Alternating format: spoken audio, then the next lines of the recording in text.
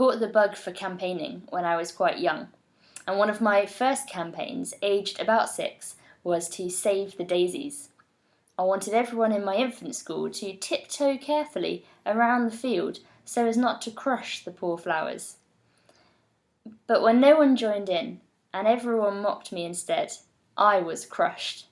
I sobbed and I sobbed. I'd learnt the hard way what it felt like to suffer for my cause. But I never really thought that I suffered much for Jesus.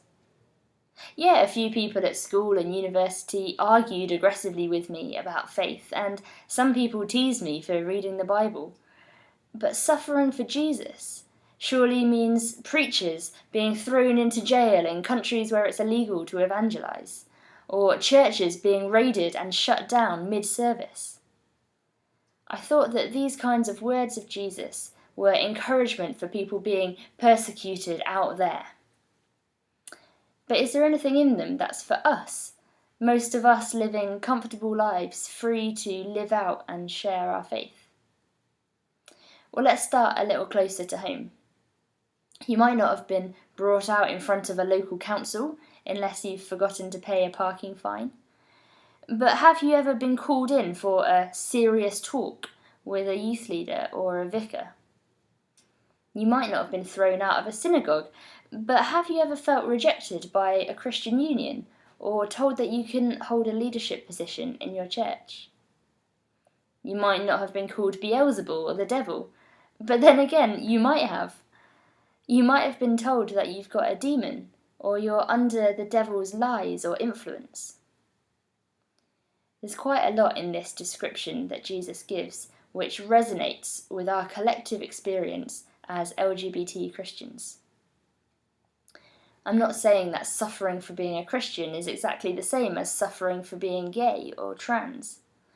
But as LGBT Christians, we are saying something with our lives about Jesus and on behalf of Jesus that is brave and radical, and sometimes we get in a lot of trouble for it.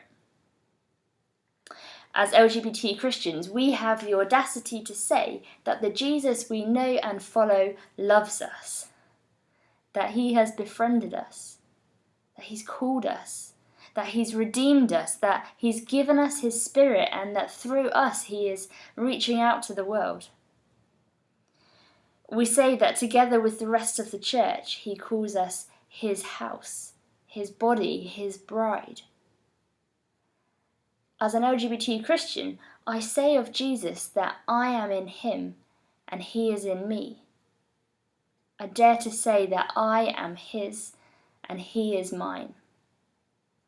And sometimes we suffer for that.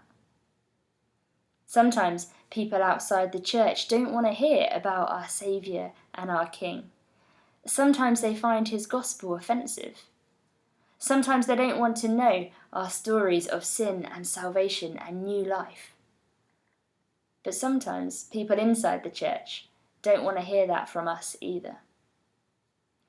And we shouldn't be surprised. After all, what was it that Jesus suffered for? What did the religious establishment hate him for? Wasn't it because they had drawn lines between who was in and who was out, and that Jesus ate dinner with the people on the wrong side of the line?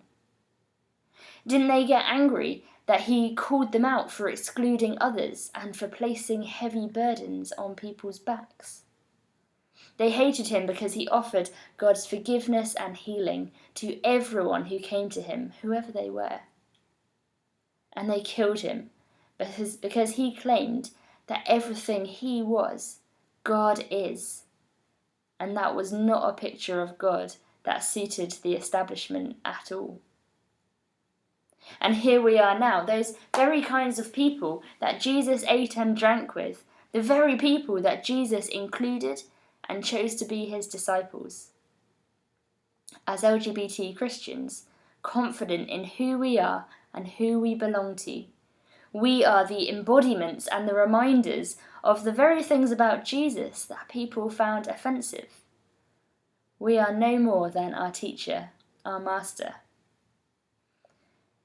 We shouldn't be surprised, but we should take heart.